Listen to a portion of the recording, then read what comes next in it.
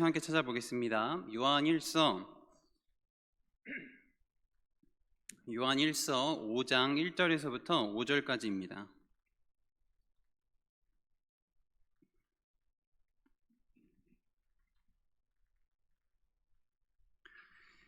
요한일서 5장 1절에서 5절까지 보도록 하겠습니다.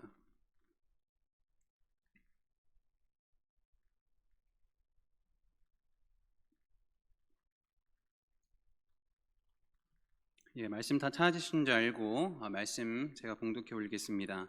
예수께서 그리스도이심을 믿는 자마다 하나님께로부터 난 자니 또한 낳으신 이를 사랑하는 자마다 그에게서 난 자를 사랑하느니라. 우리가 하나님을 사랑하고 그의 계명들을 지킬 때에 이로써 우리가 하나님의 자녀를 사랑하는 줄을 아느니라. 하나님을 사랑하는 것은 이것이니 우리가 그의 계명들을 지키는 것이라. 그의 계명들은 무거운 것이 아니로다. 무릇 하나님께로부터 난 자마다 세상을 이기느니라. 세상을 이기는 승리는 이것이니 우리의 믿음이니라. 예수께서 하나님의 아들이심을 믿는 자가 아니면 세상을 이기는 자가 누구냐. 아멘. 오늘 이 밤에 우리 성령 하나님께서 저희 여러분들에게 이 세상을 살아갈 수 있는 힘과 능력을 주시기를 간절히 소망합니다.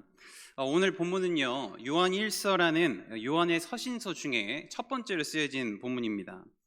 저는 오늘 이 본문을 통해서 세상을 이기는 사람은 과연 누구일까라는 이 주제로 여러분들과 좀 말씀을 나누려고 하는데요. 말씀을 나눔에 앞서 먼저 우리가 교회에서 사실 수도 없이 들었던 이 주제를 좀 깊이 좀 생각을 해보고요. 이 주제를 다시 질문으로 좀 바꿔서 우리가 한번 고민을 좀 해봤으면 좋겠습니다. 자, 질문을 드리면 여러분, 왜 우리가 세상을 이겨야 할까요? 이 문장이 교회에서 굉장히 많이 선포되는 문장 중에 하나인데 왜 우리가 하필 세상을 우리가 이겨야 되는지 좀 함께 보도록 하겠습니다. 이 말이 사실 교회에서 굉장히 많이 선포되는 말 중에 하나인데요. 우리가 하나님의 자녀들이 예수를 구주로 영접한 성도들이 세상을 이겨야 한다고 자주 말을 하곤 합니다. 자, 오늘 본문을 기록한 이 사도 요한뿐만 아니라 많은 성경이 이것에 대해서 증언하기를 하나님의 자녀는 세상을 먼저 주의해야 되고요, 그리고 세상을 이겨야 한다고 말을 하고 있다는 것이죠. 치열한 이 세상을 우리가 살아가는 것도 사실 쉽지 않고요, 경쟁 사회에 너무나 이 끊임없는 이 고리에 갇혀 우리가 살아가기 때문에 사실 이 오늘날의 사람들에게 무엇인가를 이겨야 한다라는 이 말은요, 좀 듣기 쉬운 말은 아닐 것입니다. 보통 이런 말 하죠. 자신을 이겨라, 게으름을 이겨라, 나태함을 이겨라. 세상에서도 수도 없이 이 이겨야 한다는 말을 수많은 사람들에게 던지고 있습니다. 근데 성경은요, 이보다도 한층 더 넓게 세상 자체를 이겨야 한다고 말을 하고 있다는 거예요. 범위가 완전히 다릅니다. 세상을 주의하라고 말을 하고 있고요, 세상에서 우리가 거룩하게 구별되어야 함을 성경이 증언한다는 거예요. 그리고 성경은 세상을 악하다고 규정을 하고 그 세상을 이기라고 말하기 때문에 이런 말을 하는 곳은 교회 그리고 성경 말씀뿐이라는 거죠. 자, 여러분, 이 세상을 이겨야 한다는 말을 우리가 좀 다른 관점에서 보면은 세상이 우리에게 싸움을 걸었다는 뜻이에요. 우리가 이겨야 되기 때문에 세상이 먼저 우리에게 싸움을 걸었다는 말이 포함되어 있는 말입니다. 우리를 넘어뜨리기 위해서, 우리를 유혹하기 위해서, 우리를 수많은 공경에 빠뜨리기 위해서 세상이 우리를 대적하고 있다는 뜻이에요. 우리가 먼저 세상을 향해 싸움을 거는 게 아니라는 말이죠. 세상이 우리를 향해 싸움을 걸 만한 특별한 이유가 한 가지 있다는 거예요. 우리가 구원을 받은 하나님의 자녀이기 때문에 그렇습니다. 우리가 하나님의 구원을 받은 이 천국의 시민 된 사람들이기 때문에 세상이 우리를 향해서 계속 싸움을 걸고 있는 거예요. 사실 원래 우리의 모습을 좀 보자면 우리는 원래 세상에 살면서 세상에 요구하는 것들을 다 순종했던 사람들입니다. 우리의 옛 모습이 그랬어요. 세상의 흐름대로 잘 맞춰가며 살아가는 존재가 저와 여러분들이었어요. 세상이 우리를 향해서 시비를 걸 만한 거는 사실 아무것도 없었습니다. 마치 우리는요, 세상이 요구하는 것에 반기를 들지 않고 세상을 살아갈 세상 맞춤형 인간으로 우리가 살아갔다는 뜻입니다. 근데 어느 날 그렇게 살아가는 우리를 찾아오신 분이 우리 주님이셨어요. 너희들 그렇게 살아가다가는 다 죽을 수 있다. 너희들 그렇게 아무 생각 없이 세상을 살아가다가는 큰일 날 수 있다고 우리 주님이 말씀하시는 거죠. 그리고 그 세상에서 우리를 부르신 분이 주님이세요. 그리고 우리를 어떻게 바꾸셨죠? 우리를 세상이 아니라 하나님께 순종하는 자로 바꾸십니다. 주님께서 우리에게 이것을 행하신 거예요.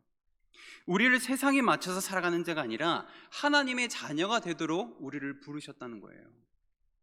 우리가 부름을 받기 전에는 세상이 우리를 사실 가만 내뒀는데, 우리가 하나님의 자녀로 부름을 받자마자 세상이 우리를 향해서 싸움을 걸기 시작합니다.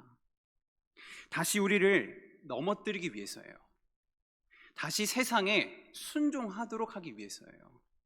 세상의 흐름에 순응하면서 다시 옛날 모습으로 돌아가도록 세상이 우리를 대적하고 있고, 그 세상이 우리를 미워한다고 성경이 증언하고 있습니다. 자, 우리 예수님께서도요, 세상이 왜 그토록 하나님의 자녀들을 대적하고 미워하고 넘어뜨리려고 하는지를 얘기를 하셨습니다.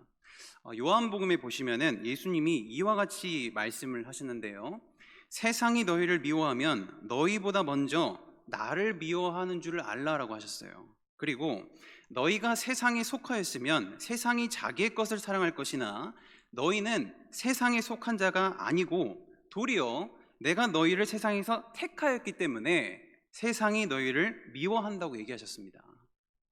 자, 그렇다면요, 도대체 이 하나님의 자녀가 어떠한 사람들이길래 세상이 이토록 우리를 대적하는 것이라는 질문을 우리 함께 좀 해봤으면 좋겠고요. 서두에 말씀드린 바와 같이 오늘 이 말씀을 통해서 세상을 이긴다는 것은 도대체 무엇인지, 세상을 이기는 자들은 어떠한 사람들인지에 대해서 함께 좀 말씀을 나누도록 하겠습니다. 이 주제에 대해 결론을 좀 나누기 위해서 오늘 기록된 말씀에서 성도를 규정하는 두 가지의 핵심 가치가 나와요. 한 가지는 신분이고 한 가지는 삶의 모습입니다. 이 두 가지를 먼저 우리 함께 짚고 넘어가도록 하겠습니다. 첫 번째로, 우리의 신분은 예수를 그리스도로 믿고 고백하는 하나님의 자녀라는 거예요. 예수를 그리스도로 믿고 고백하는 하나님의 자녀가 우리의 진짜 신분입니다. 자, 오늘 본문 1절 상반절을 좀 주목해 보시면은 요한이 우리의 신분을 이렇게 얘기를 하고 있어요.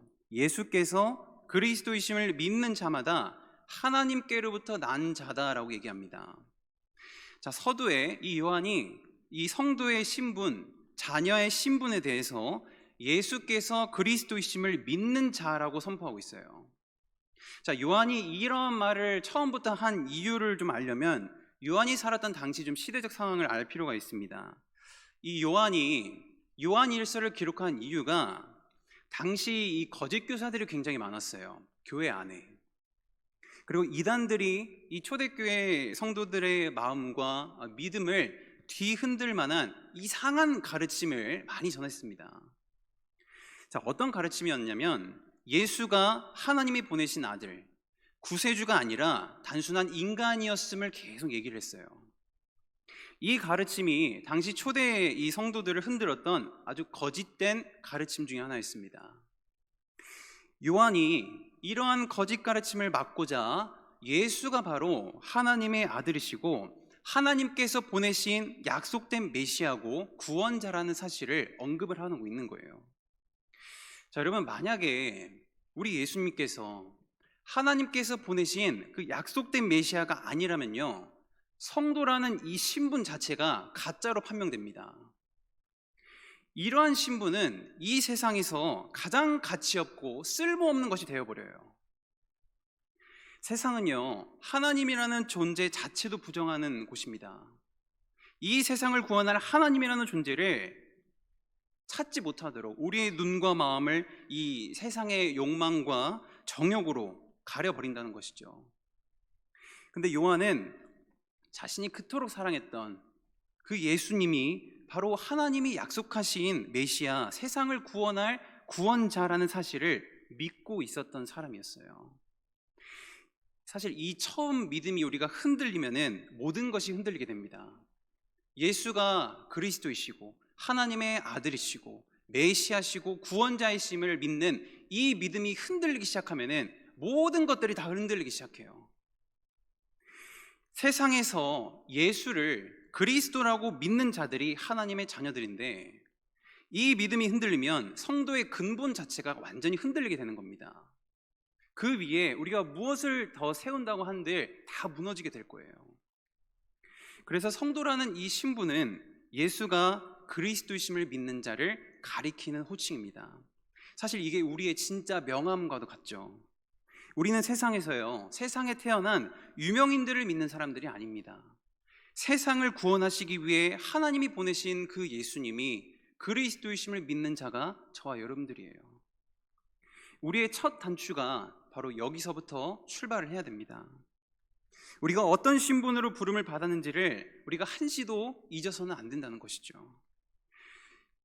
우리가 만약에 신분도 우리가 정확하게 모르는데 그 신분에 걸맞는 삶을 살아간다는 것은요, 앞뒤가 안 맞는 얘기라는 거죠. 자, 그렇다면요, 이 신분을 가진 자들이, 이 성도라는 신분을 가진 자들이 공통적으로 어떤 고백을 해야 되는지를 우리가 좀 알아야 될 텐데요. 성경에 기록된 두 가지의 장면을 좀 보도록 하겠습니다. 여러분, 복음서에 보시면은 우리 예수님께서 가이사랴 빌립보라는 그 당시 가장 우상 숭배의 도시 중에 하나였던 곳에 일부러 방문을 하시는 이야기가 나옵니다. 자, 그곳에 있는 수많은 우상들을 12 제자들에게 많이 이제 보여주시면서 예수님이 한 가지 질문을 하신 게 있어요.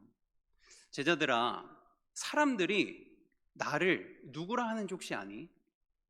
그리고 너희들은 나를 누구라고 생각하냐라는 질문하셨어요. 이 질문을 이스라엘에서 하신 게 아니라 이방 땅에서 하셨다는 거예요. 자, 이 질문은요, 제자들이 예수님을 어떻게 믿고 있는지를 물어본 질문입니다. 세상 사람들처럼 단순한 성공과 이익을 얻고자 하는 우상과 같이 예수님을 여겼는지, 아니면 정말 하나님이 보내신 그리스도이심을 믿는지에 대한 질문이었어요. 자, 제자들이 여러 대답을 하죠.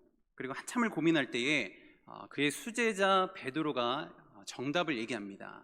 주는 그리스도이시요 살아계신 하나님의 아들이라고 고백을 해요.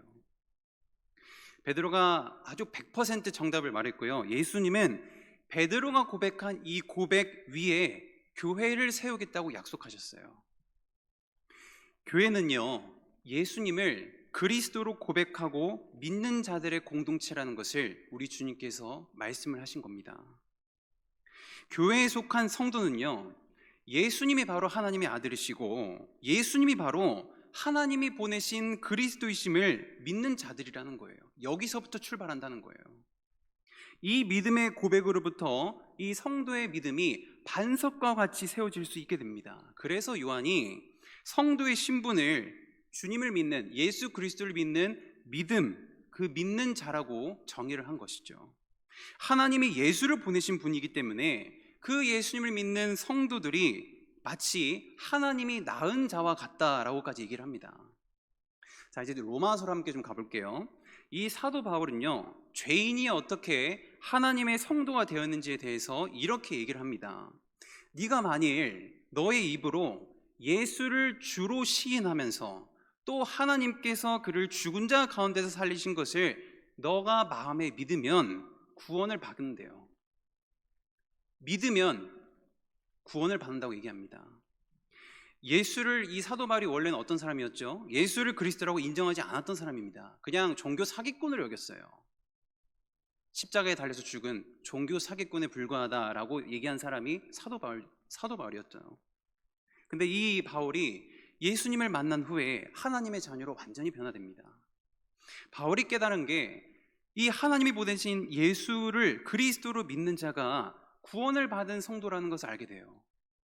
그리고 예수님을 구주로 믿는 자가 그 성도의 직분을 가지고 이 세상을 살아갈 수 있는 유일한 자들임을 바울이 깨닫게 됩니다.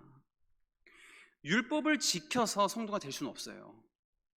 내가 올바르게 살아서도 성도가 될 수는 없다는 것이죠. 오직 예수님께서, 예수 그리스도가 죄인을 구원할 구원자임을 믿는 자들만이 성도의 이 신분을 소유할 수 있다는 거예요. 이 신분을 하나님이 직접 주신다는 거예요. 그리고 하나님의 자녀로 살아갈 수 있도록 우리 하나님이 역사하신다는 것을 사도 바울이 고백하는 겁니다. 자, 앞서 이렇게 첫째로 성도의 신분이 무엇인지를 우리가 함께 말씀을 통해 나누는데요. 두 번째로 이 성도의 삶은 세상에서 서로 사랑하는 자들로 드러나야 된다는 것을 우리가 좀 함께 보도록 하겠습니다. 자, 오늘 본문 1절 후반절과 그리고 2절과 3절까지 좀 주목을 해보시죠. 이렇게 합니다. 또한 낳으신 이를 사랑하는 자마다 그에게서 난 자를 사랑한대요. 그리고 우리가 하나님을 사랑하고 그의 계명을 지킬 때에 이로써 우리가 하나님의 자녀를 사랑하는 줄을 알 수 있대요. 그리고 하나님을 사랑하는 것은 이것인데 우리가 그 하나님의 계명을 지키는 것이라고 얘기하고 그의 계명이 무겁지 않다고 얘기합니다. 이게 지금 연속되는 표현이에요. 연결이 되어 있습니다.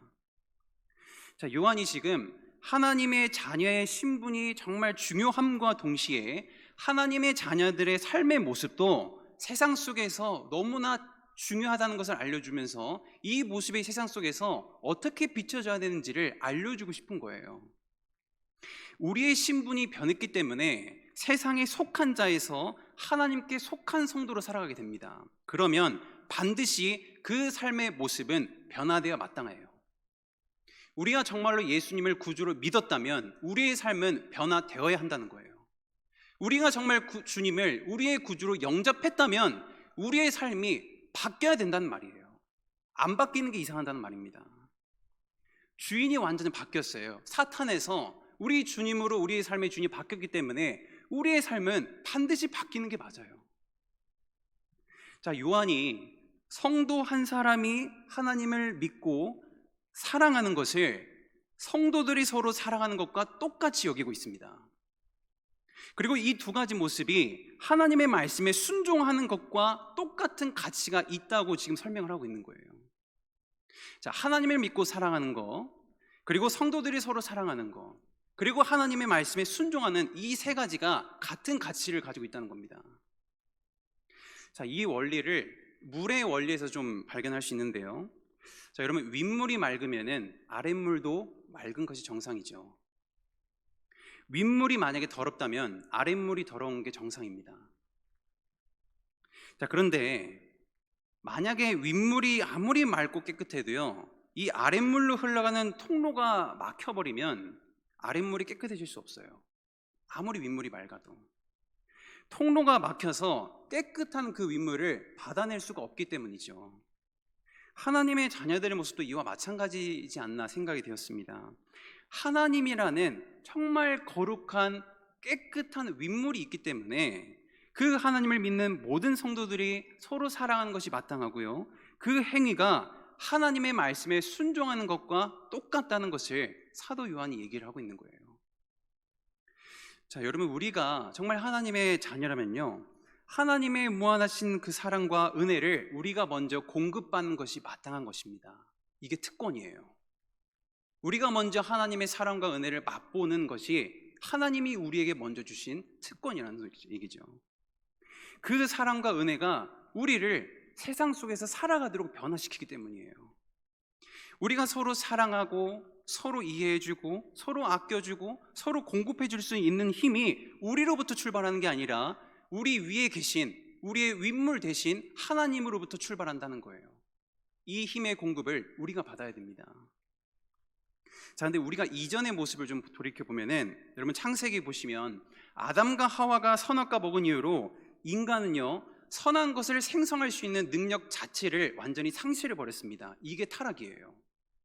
통로가 막혀버린 거예요.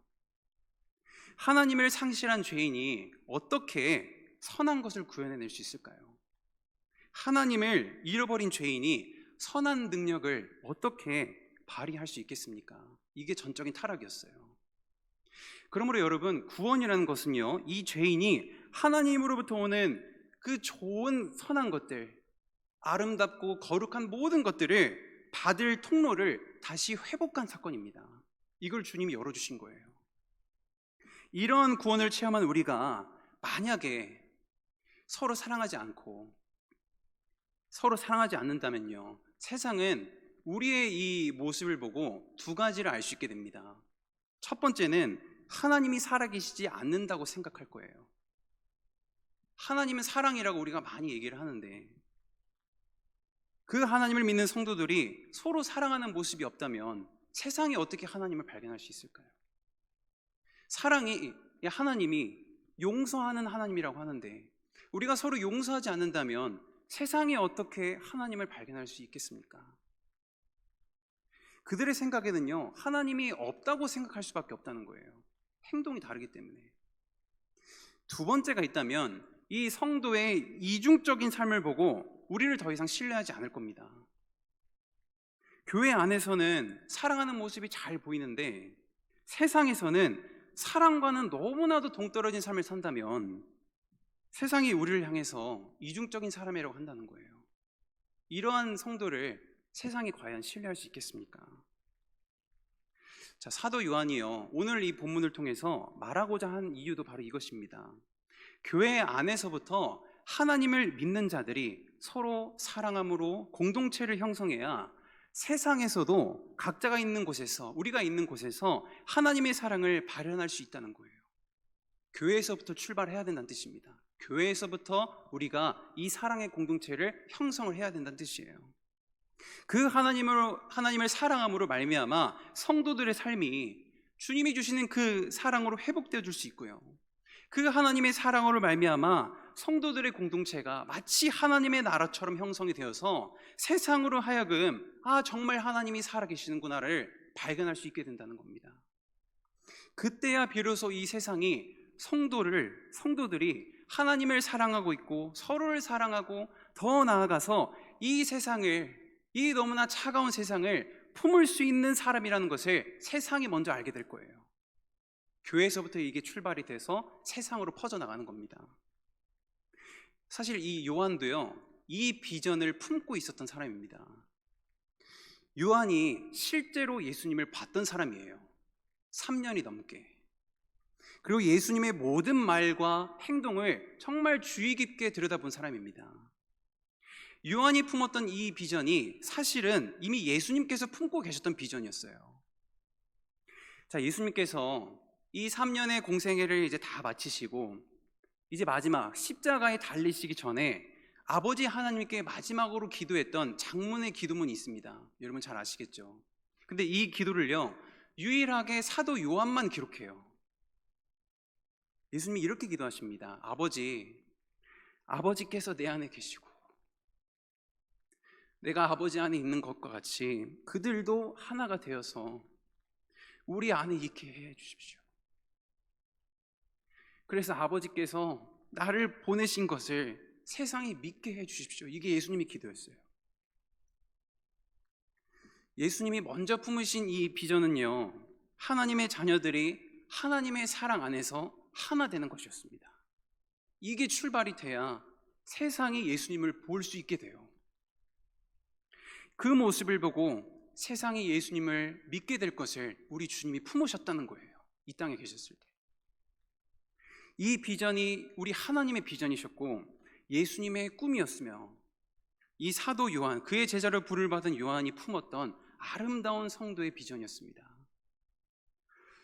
사랑하는 성도 여러분, 앞서 하나님의 자녀로 분을 받은 이 성도의 거룩한 그 신분과 그리고 성도의 삶의 모습에 대해서 성경이 어떻게 말을 하고 있는지 우리가 좀 나눴습니다. 서두에 말씀드린 것처럼 요한이 기록한 오늘의 본문 이제 마지막에 보시면은 이러한 부르심을 받은 성도가 세상을 이길 수 있다고 매짐을 하고 있어요. 1절부터 3절까지 이 요한이 온 마음을 다해 설명하고 권면한 것은 이러한 성도가, 이러한 하나님의 자녀가 마침내 세상을 이긴다는 것을 말하고 싶었다는 거예요. 자, 오늘 본문 4절과 5절을 함께 주목해 보겠습니다. 무릇 하나님께로부터 난 자마다 세상을 이긴다고 얘기합니다. 세상을 이기는 승리는 이것이니 우리의 믿음이라고 얘기합니다. 예수께서 하나님의 아들이심을 믿는 자가 아니면 세상을 이기는 자가 없다고 얘기해요. 유일하다는 얘기죠.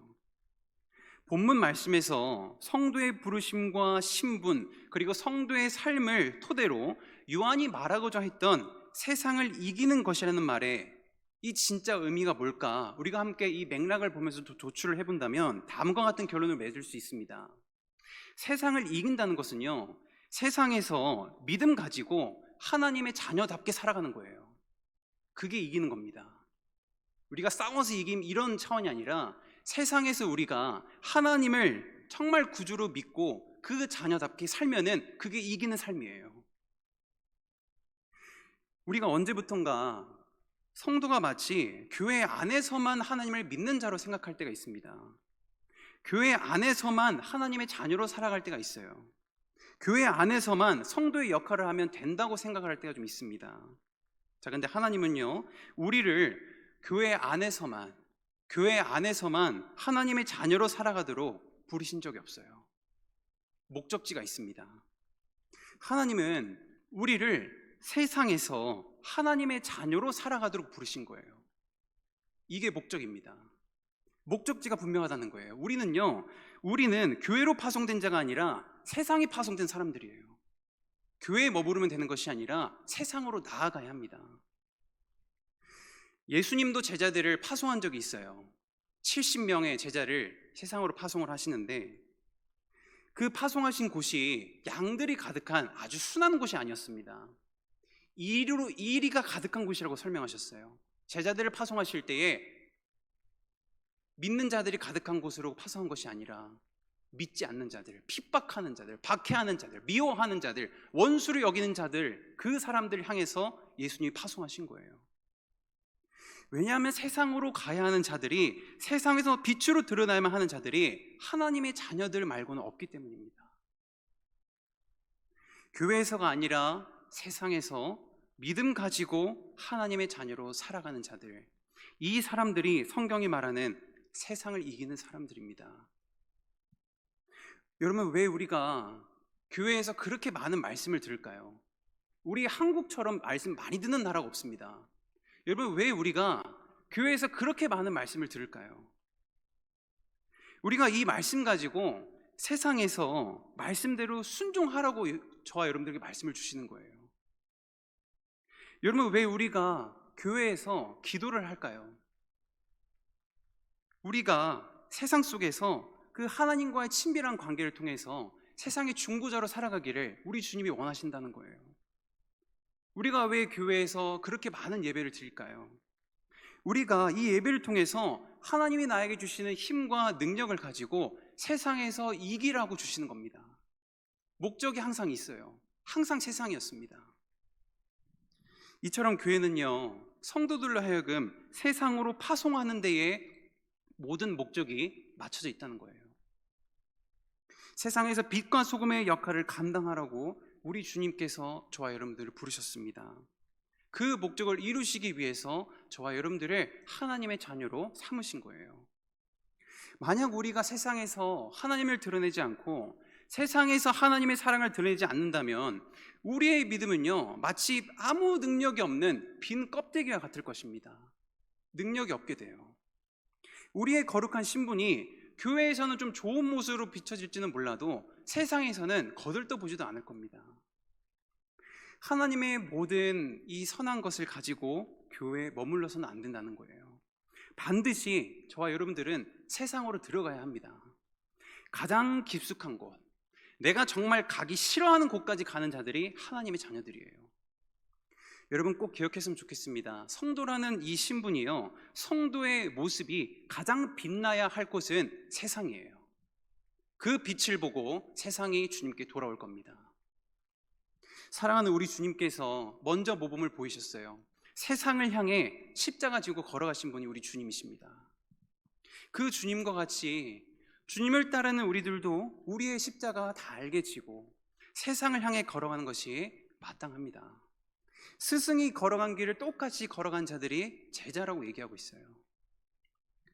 사랑하는 성도 여러분, 우리에게는요, 이미 하나님이 주신 그 사랑과 믿음을 세상으로 흘러내보낼 통로를 이미 우리는 소유한 자들입니다. 그 통로가 막히지 않도록 우리가 늘 깨어 기도해야 되고요.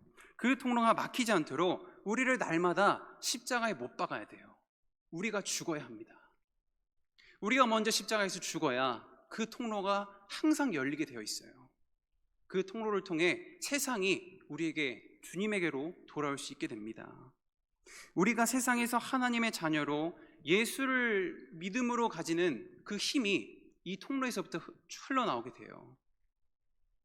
그러면 여러분들에게 권면을 드립니다. 여러분 절대 포기하지 않으셨으면 좋겠어요. 여러분들이 가지고 있는 그 믿음과 사랑을 포기하지 않기를 소망합니다.